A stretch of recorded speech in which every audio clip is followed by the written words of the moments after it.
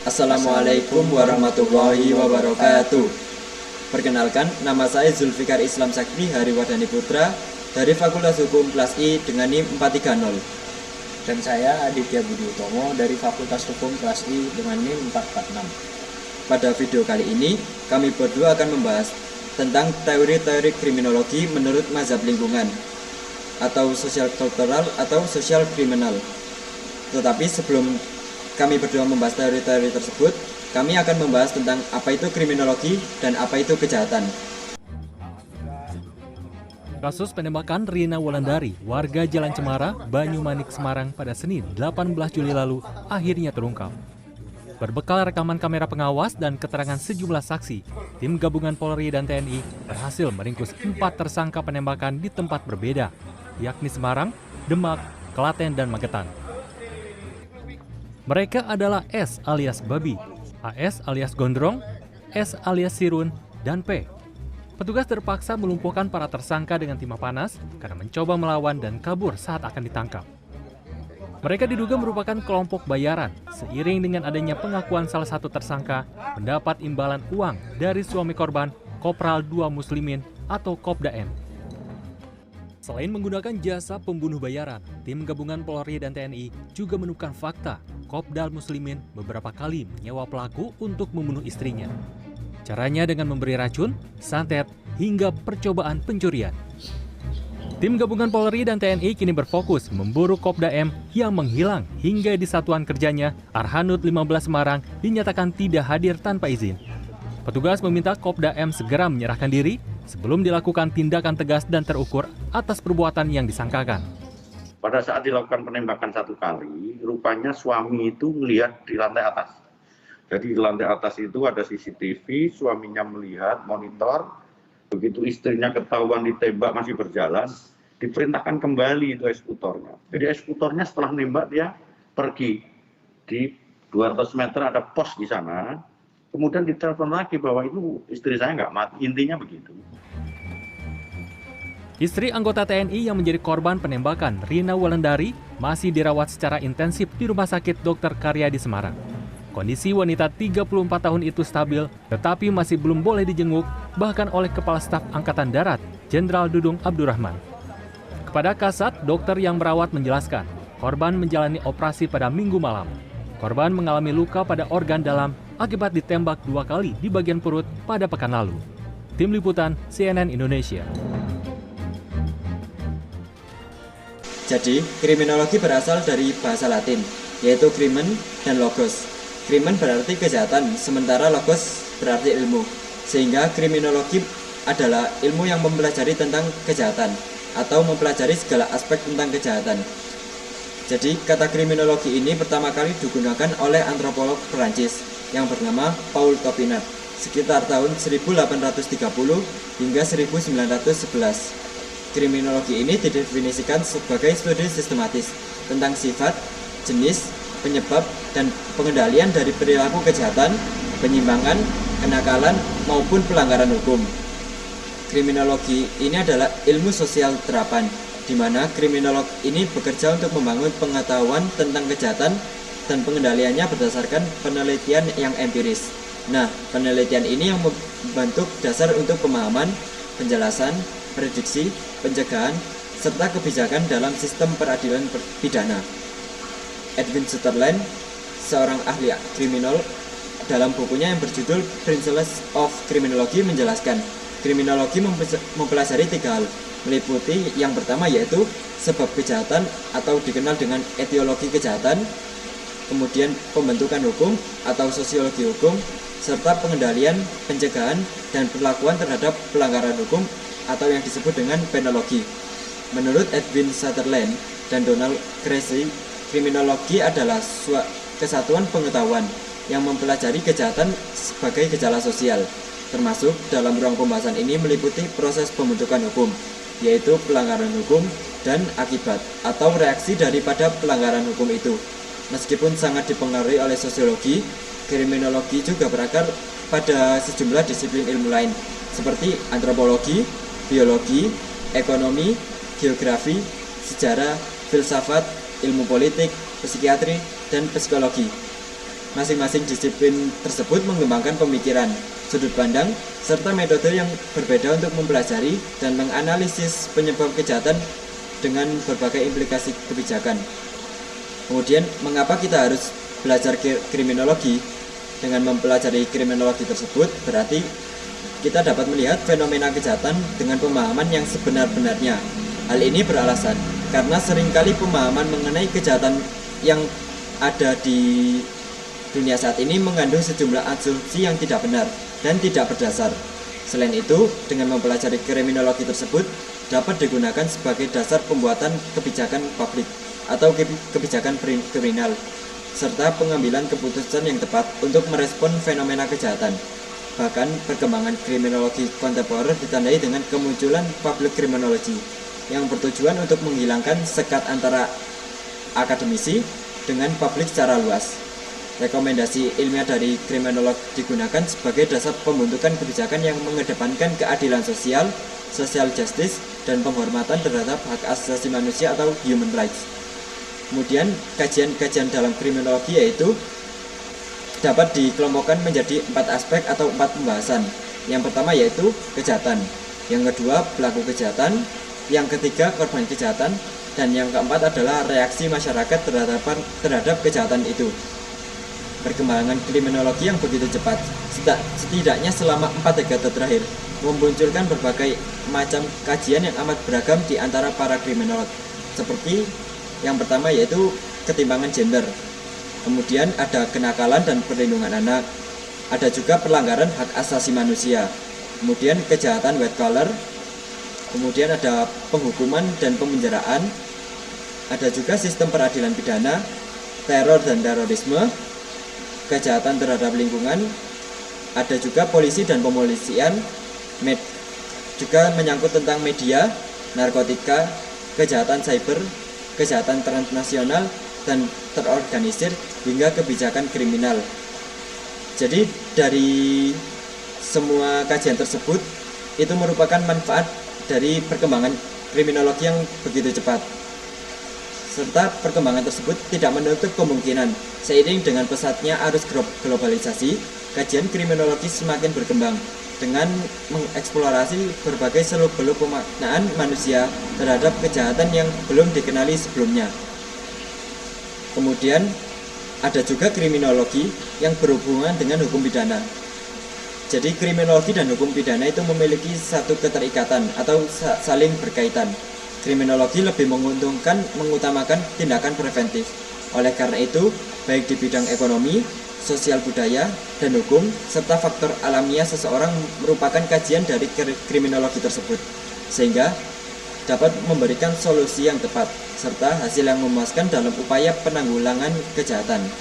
Kriminologi lebih banyak menyangkut masalah teori yang dapat mempengaruhi badan pembentukan undang-undang yang sesuai dengan rasa keadilan masyarakat, serta mempengaruhi hakim dalam menjatuhkan vonis kepada pelaku kejahatan itu. Kriminologi dengan cangkupan kajiannya yaitu orang yang melakukan kejahatan, kemudian penyebab orang melakukan kejahatan, upaya mencegah kejahatan itu, dan bagaimana cara menyembuhkan orang yang telah melakukan suatu kejahatan.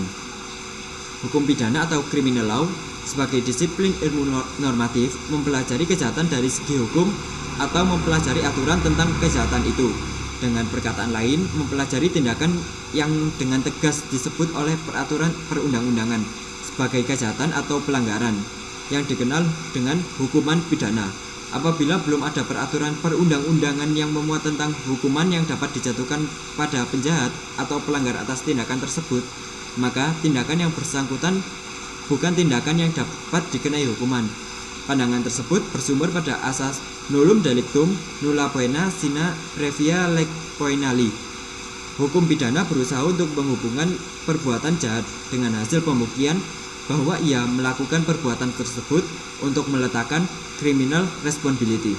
Hukum pidana memusatkan perhatiannya terhadap pembuktian suatu kejahatan, sedangkan kriminologi tersebut memusatkan perhatian terhadap faktor-faktor penyebab seseorang tersebut melakukan kejahatan.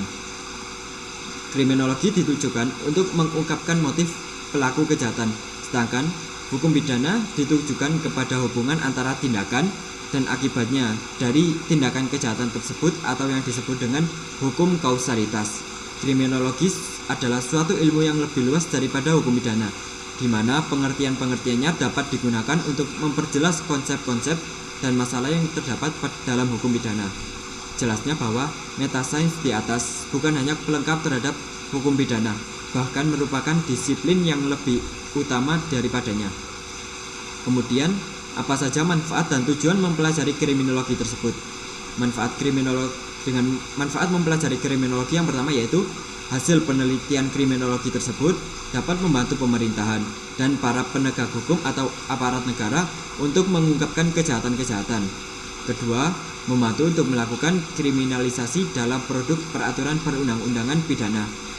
Kemudian ada pendapat von Litz, sebaiknya kriminologi bergabung dengan hukum pidana dalam hak politik kriminal, yaitu seperti yang saya sebutkan tadi, karena dengan adanya kriminologi tersebut kita dapat mengetahui motif-motif terjadinya kejahatan tersebut. Kemudian yang keempat yaitu kriminologi, khususnya kriminologi kritis. Dengan hasil penelitiannya dapat memperbaiki kinerja aparatur negara atau aparatur hukum serta melakukan perbaikan bagi undang-undang pidana yang telah ada, sehingga kriminologi juga dapat memperbarui sistem atau undang-undang pidana agar lebih baik daripada sebelumnya. Baik, setelah ini saya akan membahas tentang pengertian kejahatan, di mana kejahatan ini adalah objek kajian dari ilmu kriminologi.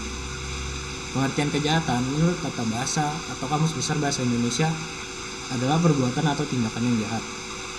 Sebagaimana yang lazim orang ketahui atau mendengar, perbuatan yang jahat seperti pembunuhan, pencurian, pencabulan, penipuan, penganiayaan, dan lain-lain yang dilakukan oleh manusia. Kejahatan merupakan suatu fenomena yang kompleks yang dapat dipahami dari berbagai sisi yang berbeda. Itu sebabnya dalam keseharian kita dapat menangkap berbagai komentar tentang suatu peristiwa kejahatan yang berbeda satu dengan yang lain. Setiap orang yang melakukan kejahatan akan diberi sanksi pidana yang telah diatur dalam buku 1 Kitab Undang-Undang Hukum yang dinyatakan di dalamnya sebagai kejahatan. Hal ini dipertegas oleh Saitapi bahwa kejahatan sebagaimana terdapat dalam perundang-undangan adalah setiap perbuatan termasuk kelalaian yang dilarang oleh hukum publik untuk melindungi masyarakat dan diberi sanksi berupa pidana oleh negara. Menurut Mulyono, kejahatan adalah pelanggaran terhadap norma hukum yang ditafsirkan atau patut ditafsirkan sebagai perbuatan yang merugikan, menjengkelkan, dan tidak boleh dibiarkan. Kejahatan adalah gambaran perilaku yang bertentangan dengan kepentingan kelompok masyarakat yang memiliki kekuasaan untuk membentuk kebijakan publik, atau perumusan pelanggaran hukum merupakan perumusan tentang perilaku yang bertentangan dengan kepentingan pihak-pihak yang membuat perumusan. Dilihat dari segi sosiologis, kejahatan merupakan salah satu jenis gejala sosial yang berkenaan dengan individu atau masyarakat. Ditinjau dari segi yuridis, pengertian kejahatan adalah suatu perbuatan tingkah laku yang bertentangan dengan undang-undang. Ditinjau dari segi sosiologis, maka yang dimaksud dengan kejahatan adalah perbuatan atau tingkah laku yang selain merugikan si penderita, juga sangat merugikan masyarakat, yaitu berupa hilangnya keseimbangan, ketentraman, dan ketertiban. Nah, itu tadi adalah penjelasan tentang apa itu kriminologi dan apa itu kejahatan. Kemudian kita akan memasuki inti dari video pada hari ini, yaitu tentang tema teori-teori kriminologi menurut mazhab lingkungan. Pada pembahasan selanjutnya yaitu adalah tinjauan singkat tentang mazhab positif atau mazhab Italian. Dasar aliran positifnya adalah konsep tentang multiple factor causation atau sejumlah penyebab dari kejahatan tersebut, yakni faktor alami atau yang dibawa manusia tersebut dan dunianya yang sebagian bersifat biologis dan sebagian karena pengaruh lingkungan, atau dengan perkataan lain bahwa perilaku manusia tersebut ditentukan oleh faktor-faktor di luar kontrolnya yang dapat berupa faktor biologis maupun faktor kultural. Manusia berubah bukan semata-mata akan intelijensinya, akan tetapi melalui proses yang berjalan secara perlahan-lahan dari aspek biologinya dan evolusi kulturalnya. Kemudian determinis biologi menganggap bahwa organisasi sosial berkembang sebagai hasil dari individu dan perilakunya dipahami dan diterima sebagai pencerminan umum dari warisan biologis. Sebaliknya, determinis kultural menganggap bahwa perilaku manusia itu dalam segala aspeknya selalu berkaitan dan mencerminkan nilai-nilai dunia sosiokultural yang melingkupinya. Dunia kultural secara efektif tidak bergantung pada biologis. Dalam arti perubahan yang satu tidak berarti sesuai atau segera menghasilkan perubahan lainnya. Perubahan kultural diterima sebagai suatu dengan bekerja ciri-ciri istimewa atau khusus dari fenomena kultural daripada sebagai akibat dari keterbatasan biologis semata. Dengan demikian, biologi bukan penghasil kultur. Begitu juga penjelasan biologis tidak mendasari fenomena kultural. Merespon tentang ketidakpuasan atau gagasan-gagasan yang diberikan oleh pemikiran klasik di atas, maka dalam perkembangannya ilmu kriminologi lahir suatu aliran pemikiran yang disebut dengan mazhab positif. Aliran inilah yang pertama kali mendekati kategori ilmiah dalam upaya pemahaman problem kejahatan. Melalui studi ilmiah tentang kejahatan yang dipandang sebagai gejala sosial, para positivis atau ahli-ahli yang mendukung aliran ini mencoba menemukan hubungan sebab akibat dengan cara melakukan analisis terhadap perilaku kriminal, yakni dengan mempelajari karakteristik fisik para pelanggar hukum atau para pelaku kejahatan. Mazhab ini berkeyakinan bahwa perilaku manusia ditentukan sebagian oleh faktor-faktor biologis, tetapi sebagian besar merupakan pencerminan karakteristik dunia sosiokultural di mana ia hidup atau di mana ia menjalankan kegiatannya. Aliran ini menghasilkan dua pandangan yang berbeda, yaitu yang pertama determined biologic, yaitu organisasi sosial yang berkembang sebagai hasil individu dan perilakunya dapat dipahami dan diterima sebagai perencanaan umum dari warisan biologik. Kemudian yang kedua yaitu determined cultural, beranggapan bahwa perilaku manusia dalam segala aspeknya selalu berkaitan dan mencerminkan ciri-ciri dunia sosiokultural yang selengkapnya. Aliran positifisme ini menolak penjelasan yang berorientasi pada nilai dan mengarahkan pada segala aspek yang dapat diukur dari pokok persoalan dalam usaha mencari sebab akibat. Tugas kriminolog menurut aliran ini menganalisis sebab-sebab terjadinya perilaku kejahatan tersebut melalui studi ilmiah terhadap ciri-ciri penjahat dari aspek fisik, sosial, dan kultural. Aliran ini dipelopori oleh Kaisar Lombroso yang dikenal dengan biological criminal, yang menyebutkan bahwa faktor penyebab kejahatan yaitu faktor alami dan pengaruh lingkungan. Ini berarti bahwa manusia bukan makhluk yang bebas untuk berbuat menuruti dorongan keinginannya dan intelijensinya, tetapi manusia adalah makhluk yang dibatasi dan ditentukan oleh perangkat biologis dan situasi kulturalnya. Manusia berubah dan berkembang bukan semata-mata karena intelijensinya, akan tetapi melalui proses yang berjalan secara pelan-pelan dari aspek biologisnya atau evolusi kultural. Kemudian menurut Lombroso, manusia dapat dibedakan dari non-kriminal melalui beberapa atavistik stigmata atau ciri fisik dan makhluknya. Ada beberapa proporsi yang dikemukakan oleh Lombroso tentang born in criminal, yaitu yang pertama yaitu penjahat dilahirkan dan mempunyai tipe yang berbeda-beda. Yang kedua, tipe ini bisa dikenal dari beberapa ciri tertentu seperti tengkoraknya yang simetris, rahang yang panjang, hidung yang pesek, rambut janggut yang jarang, dan tahan terhadap rasa sakit. Kemudian yang ketiga adalah tanda-tanda lahiriah bukanlah merupakan penyebab kejahatan, tetapi merupakan tanda pengenal kepribadian yang cenderung memiliki perilaku yang jahat atau cenderung pelaku kriminal. Dan karena adanya kepribadian ini, mereka tidak dapat terhindar dari pengaruh sifat yang jahat, kecuali bila lingkungan dan kesempatan tidak memungkinkan. Lalu yang kedua, tinjauan singkat tentang mazhab lingkungan.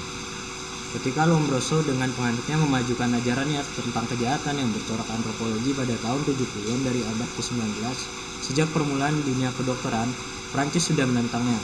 Tokoh yang termuka ialah Alhassane di sekitar tahun 1843 sampai 1924, sesudah menolak hipotesa atavisme. Ia merumuskan ajarannya mazhab lingkungan sebagai berikut. Yang penting adalah keadaan sosial sekelilingnya kita.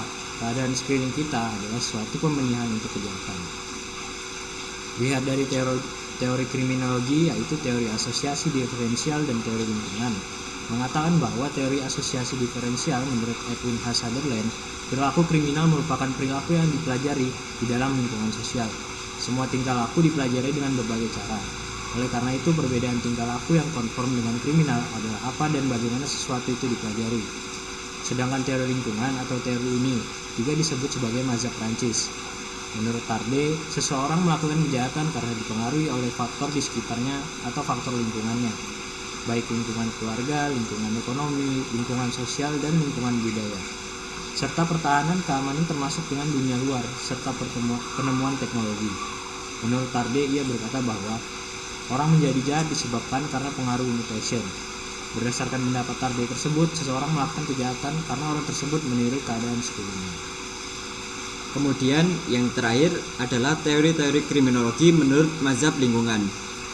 Yang pertama yaitu terdapat teori differential association oleh Sutherland, yang dimaksudkan bahwa tidak berarti bahwa hanya kelompok pergaulan dengan penjahat akan menyebabkan perilaku kriminal, tetapi yang terpenting adalah dua sisi dari proses komunikasi dengan orang lain. Munculnya teori asosiasi diferensial ini didasarkan pada tiga hal, yaitu yang pertama, setiap orang akan menerima dan mengikuti pola-pola perilaku yang dapat dilaksanakan. Yang kedua, kegagalan untuk mengikuti pola tingkah laku menimbulkan inkonsistensi dan ketidakharmonisan. Dan yang ketiga yaitu konflik budaya atau conflict of cultures merupakan prinsip dasar dalam menjelaskan kejahatan. Jadi kesimpulan dari teori ini ialah tingkah laku jahat dipelajari dalam kelompok melalui interaksi dan komunikasi. Yang dipelajari dalam kelompok tersebut adalah teknik untuk melakukan kejahatan dan alasan, yang terdiri dari nilai-nilai, motif, rasionalisasi, dan tingkah laku yang mendukung perbuatan kejahatan tersebut. Yang kedua yaitu adalah teori anomi yang dikemukakan oleh Emil Durkheim dan Robert K. Merton. Durkheim dalam bukunya yang berjudul The Division of Labor in Society pada tahun 1893 menggunakan istilah anomi untuk menggambarkan keadaan deregulation di dalam masyarakat. Keadaan deregulasi oleh Durkheim diartikan sebagai tidak ditaatinya aturan-aturan yang terdapat dalam masyarakat. Keadaan deregulation atau normlessness inilah yang menimbulkan perilaku devitasi. Pada tahun 1938, Merton mengambil konsep anomi untuk menjelaskan perbuatan deviasi di Amerika. Tetapi konsep dari Merton berbeda dengan apa yang dipergunakan oleh Durkheim. Menurut Merton, dalam setiap masyarakat terdapat tujuan tertentu yang ditanamkan kepada seluruh warganya. Untuk mencapai tujuan tersebut, terdapat sarana-sarana yang dipergunakan. Tetapi, dalam kenyataan, tidak di setiap orang dapat menggunakan sarana-sarana yang tersedia. Hal ini menyebabkan kegunaan cara yang tidak sah dalam mencapai tujuan. Dengan demikian akan timbul penyimpangan-penyimpangan dalam mencapai tujuan tersebut. Dalam perkembangan selanjutnya, Merton tidak lagi menekankan pada tidak meratanya sarana-sarana yang tersedia, tetapi lebih menekankan pada perbedaan-perbedaan struktur kesempatan. Dalam setiap masyarakat selalu terdapat struktur sosial. Nah, struktur sosial tersebut yang berbentuk kelas-kelas menyebabkan adanya perbedaan-perbedaan kesempatan dalam mencapai tujuan. Keadaan-keadaan tersebut atau tidak meratanya sarana-sarana serta perbedaan-perbedaan struktur kesempatan akan menimbulkan frustasi di kalangan para warga yang tidak mempunyai kesempatan dalam mencapai tujuan. Dengan demikian, ketidakpuasan, konflik, frustasi, dan penyimpangan muncul karena tidak adanya kesempatan bagi mereka dalam mencapai tujuan. Situasi ini akan menimbulkan keadaan di mana para warga tidak lagi mempunyai ikatan yang kuat terhadap tujuan, serta sarana-sarana atau kesempatan-kesempatan yang terdapat dalam masyarakat. Kemudian yang ketiga adalah teori subkultur oleh Solomon Kobrin. Teori ini berkembang pada tahun 1950-an hingga awal tahun 1960 yang menekankan pada kenakalan remaja yang berbentuk geng. Ada dua topik yang dibahas oleh para ahli kriminologi berkaitan dengan kenakalan geng dan teori-teori tentang subkultural, yaitu ada kenakalan subkultur oleh Albert K. Cohen melalui suatu penelitiannya menyatakan bahwa perilaku ini lebih banyak terjadi pada laki-laki kelas bawah atau lower class, dan mereka lebih memilih untuk membentuk geng yang bersifat tidak berfaedah, dengki, dan jahat. Hal ini disebabkan adanya persamaan permasalahan yang mereka hadapi. Jadi dengan persamaan permasalahan, mereka membentuk geng untuk melakukan suatu kejahatan atau untuk memenuhi tujuan mereka. Kemudian ada teori perbedaan kesempatan oleh Cloward dan Ohlin pada tahun 1959. Cloward dan Ohlin menulis bahwa terdapat lebih dari satu cara bagi remaja untuk mencapai aspirasinya.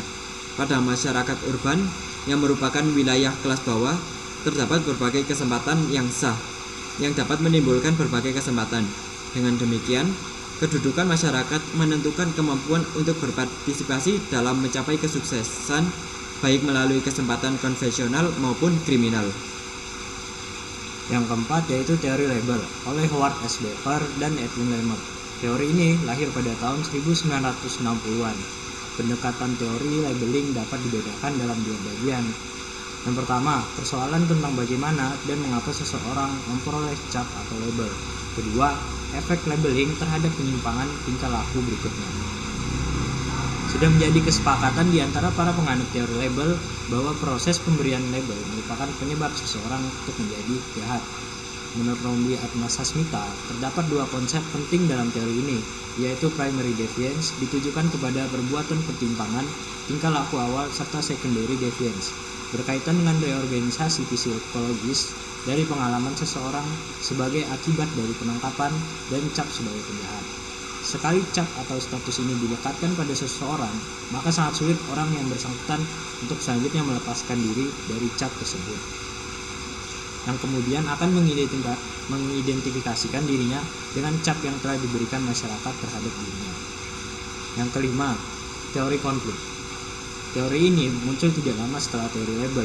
Teori ini lebih menekankan pola kejahatan yang ada dan mencoba untuk memeriksa atau meneliti pembentukan hukum dan penerapan hukum pidana. Teori konflik pada hakikatnya merupakan cabang dari teori label. Ada beberapa bentuk teori konflik yang mendasar pada suatu asumsi bahwa konflik merupakan keadaan yang alamiah yang ada dalam masyarakat. Bentuk teori ini terbagi atas dua bagian, yaitu konflik konservatif dan radikal konflik. Konflik konservatif menekankan pada dua hal, yaitu kekuasaan dan penggunaannya. Teori ini beranggapan bahwa konflik muncul di antara kelompok-kelompok yang mencoba untuk menggunakan kontrol atas situasi atau kejadian. Atau dalam arti kata lain, bahwa siapa yang memiliki kekuasaan akan dapat mempengaruhi perbuatan khusus. Di samping itu, mereka juga dapat memaksakan nilai-nilai terhadap kelas sosial yang lebih rendah. Sedangkan radikal konflik menempatkan diri di antara politik dan materialisme. Di antara para tokoh teori ini seperti Chandis, Queenie, dan Karl Marx merupakan tokoh yang paling berpengaruh. Apabila Marx menyatakan hal yang berkaitan dengan kejahatan dan penjahat, para penganut radikal konflik akan menyesuaikan penjelasan terhadap pendapat Marx. Marx melihat konflik dalam masyarakat disebabkan adanya hak manusia atas sumber-sumber yang langka, dan secara historis tidak terdapat kesamaan dalam penyebaran sumber-sumber tersebut, khususnya mengenai kekuasaan. Yang terakhir yaitu teori kontrol. Pengertian teori ini ialah merujuk kepada setiap perspektif yang membahas ikhwal pengendalian tingkah laku manusia. Teori kontrol merupakan suatu teori yang berusaha mencari jawaban mengapa orang melakukan kejahatan.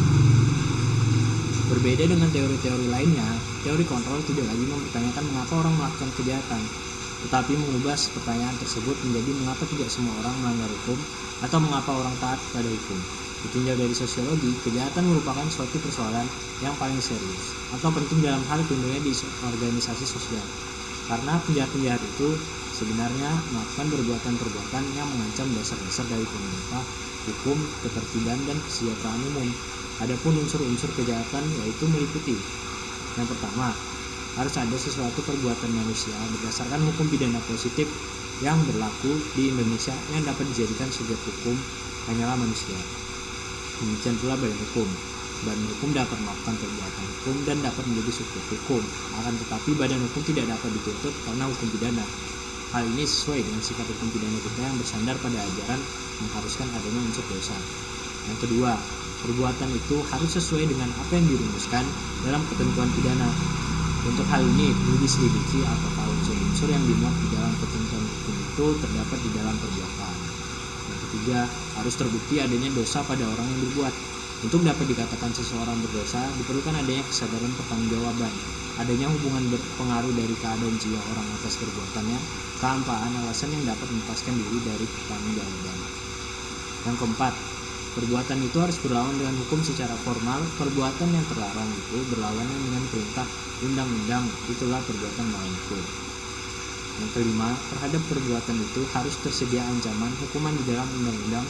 Tidak boleh suatu perbuatan dipidana kalau perbuatan pidana tersebut belum diatur oleh undang-undang. Nah, jadi kesimpulan pada video kali ini yaitu kriminologi adalah ilmu yang mempelajari tentang suatu kejahatan dengan penekanan pada suatu sebab akibat terjadinya kejahatan tersebut. Dan dengan mempelajari tentang kriminologi ini, kita dapat mengetahui motif-motif pelaku kejahatan melakukan perbuatannya tersebut. Dan juga kriminologi dapat membantu untuk pembantuan sistem dan hukum yang ada.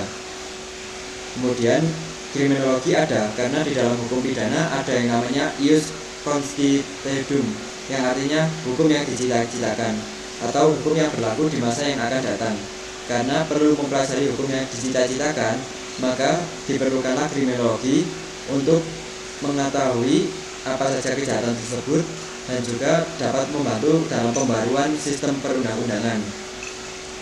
Kemudian yaitu mazhab positif Italian atau aliran mazhab antro. Mazhab ini mengadakan penelitian terhadap kejahatan dari sudut pandang antropologis yang pada akhirnya melahirkan ilmu pengetahuan antropologi kriminal. Selanjutnya, kesimpulan yang ketiga yaitu pada mazhab lingkungan kriminologi terdapat beberapa teori, yaitu teori differential association, teori anomi, teori subkultur, teori label, teori konflik, dan teori kontrol. Mazhab Prancis, kesimpulan selanjutnya yaitu kesimpulan pada mazhab Prancis atau aliran lingkungan. Mazhab ini disebut juga dengan mazhab lingkungan karena sangat memperhatikan kondisi lingkungan masyarakat. Mazhab atau aliran ini lahir sebagai reaksi terhadap aliran antropologi kriminal. Nah, mungkin itu saja yang dapat kami sampaikan. Mohon maaf bila terdapat salah kata maupun salah perbuatan. Sekian dari kami. Wassalamualaikum warahmatullahi wabarakatuh.